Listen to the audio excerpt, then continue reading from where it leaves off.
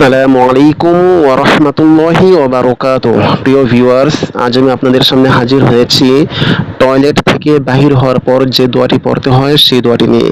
দোয়াটি হচ্ছে বিসমিল্লাহির রহমানির রহিম। গুফরানাক আলহামদুলিল্লাহিল্লাযী আযহাবা আন্নিল আযা ওয়া আফানি। দোয়াটির অর্থ হচ্ছে গুফরানাক, আমি আপনার নিকট ক্ষমা প্রার্থনা করতেছি। কাবজবর কা অর্থ হচ্ছে আপনার বা আপনার নিকট। গুফরানা অর্থ হচ্ছে ক্ষমা প্রার্থনা করতেছি বা ক্ষমা চাচ্ছি।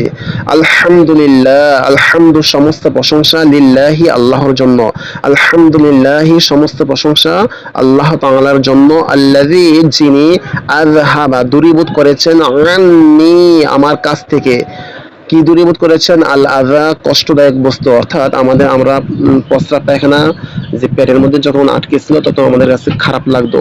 যখন এগুলা আমরা সেরেছি তখন আমাদের অনেকটা আরাম লাগতেছে, ভালো লাগতেছে। অর্থাৎ এগুলা কি কষ্টদায়ক বস্তু বলা হচ্ছে যে যিনি নাকি কি করেছেন, আল্লাযী যিনি, আযহাবা আযহাবা দূরীভূত করেছেন বা দূর করেছেন, আন্নি আমার কাছ থেকে, আল আযাদ কষ্টদায়ক বস্তুকে, ওয়া আফানি এবং আমাকে সুস্থতা দান করেছেন অথবা আমাকে কি করেছেন, আমাকে আরাম দিয়েছেন। নিয়াজের অর্থ আমাকে, আর ওয়াজের অর্থ এবং, ওয়া আফানি এবং আমাকে আরাম দিয়েছেন অথবা আমাকে সুস্থতা দান করেছেন।